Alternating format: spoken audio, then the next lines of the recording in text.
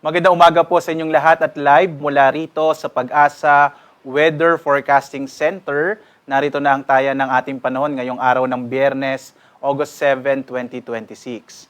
Makikita po natin sa latest satellite images po natin na yung bagyong Maymay na binantayan po natin itong mga nakarang araw ay naging isang low pressure area na lamang at huling namataan 565 kilometers silangan ng Etiague sa lalawigan ng Isabela. Malaki po ang posibilidad na malulusaw na rin itong low pressure na area nito at magiging bahagi ng trough o yung extension or buntot nitong Typhoon Dolphin na nasa labas ng Philippine Area of Responsibility. Ang huling lokasyon ay may git 1,900 kilometers northeast na extreme northern Luzon. Base sa pinakahuling datos natin, ang dolphin po ay hindi napapasok ng Philippine Area of Responsibility at patuloy nakikilos patungo naman sa may bahagi ng mainland China. Dahil sa bagyong dolphin, mapapanatili po nito yung lakas ng habagat. Makikita niyo po dito, marami pa rin kaulapan. Dahil posibleng bandang linggo pa ito maglandfall sa may bahagi nga ng mainland China.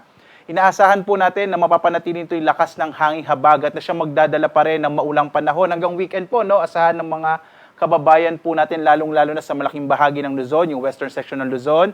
Gayun din sa may western section ng Visayas, ang maulang panahon hanggang this weekend, dulot po ng habagat na patuloy na hinahatak o pinalalakas ng bagyong dolphin. Mapapansin naman po ninyo, wala masyadong kaulapan sa may Visayas at Mindanao. Gayun din po, halos mababawasan na rin yung mga pag-ulan sa may bahagi ng Cagayan Valley region. Kaya po mga localized thunderstorms na lamang ang mararanasan. So liban po dito sa dalawang weather systems natin, yung bagyong dolphin po at low pressure area at ang habagat, wala na tayong minomonitor na iba pang low pressure area sa loob at labas ng Philippine Area of Responsibility. As of 5 a.m. naman, naka-issue po ang ating heavy rainfall warning. Ngayon po ay inaasahan pa natin. Hanggang alas 8 po, no, effective po itong heavy rainfall warning. Magiging maulan pa rin, lalong-lalo na po sa may bahagi ng Zambales. Sa amin po, dyan sa Bataan at ilang bahagi ng Pampanga, ay magpapatuloy po hanggang malalakas sa mga pag-ulan. Samantala, naka-yellow heavy rainfall warning naman po ang Metro Manila, Batangas, Cavite, Rizal at ilang bahagi ng Tarlac, Pampanga, Bulacan, Quezon, Laguna. Ibig sabihin, kung minsan po makararanas pa rin ng mga malalakas sa mga pag-ulan itong bahaging ito ng Luzon, particular na po hanggang mamayang alas 8. So mamayang 8 a.m. po magkakaroon ulit tayo ng update dito sa ating heavy rainfall warning. So 3 hours po yung effectivity po nitong heavy rainfall warning. Samantala, may naka-issue naman po tayo na weather advices. So ito naman po pang 24 hours. So yung kanina 3 hours. Ito po within the day, inaasahan natin na magpapatuloy yung malalakas sa mga pag-ulan lalo na sa may bahagi ng Zambales, Bataan at Occidental Mindoro. Habang ibang bahagi pa ng Luzon, kabilang na dyan yung Metro Manila at hanggang umaabot po sa Antique, makararanas na kung minsan malalakas sa mga pag-ulan na maaaring magdulot po ng mga flash floods and landslide. Kaya lagi po maging alerto at maging handa sa mga posibilidad ng biglang pagbaha at pag-uho ng lupa.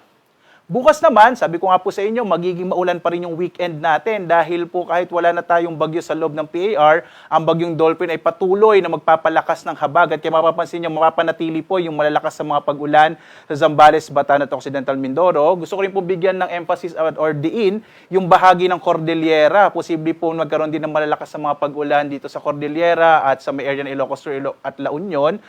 Bukas po yan, dulot ng habagat. Habang iba pang bahagi ng Central Luzon, Cordillera, Ilocos region, kabilang din yung Metro Manila at Cavite, Batangas, makararanas pa rin po ng maulang panahon bukas.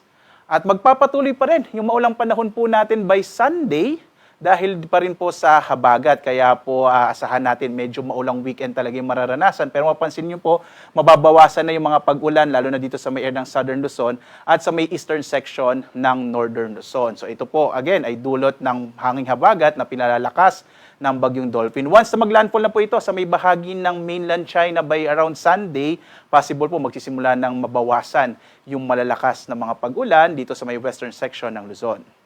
Muli po, no, ulitin lang natin, ngayong araw, magiging maulan pa rin sa malaking bahagi ng Luzon, lalong-lalo na nga po dito sa may area ng partikular na Bataan, Zambales at Occidental Mindoro. Iba pang bahagi ng Luzon ay makararanas naman ng maulap na kalangitan na may kalat-kalat na mga pag-ulan, pagkidlat, pagkulog. Sa may bahagi naman ng Palawan ay inaasahan din natin ang maulap na kalangitan na may kalat-kalat na mga pag-ulan, pagkidlat, pagkulog.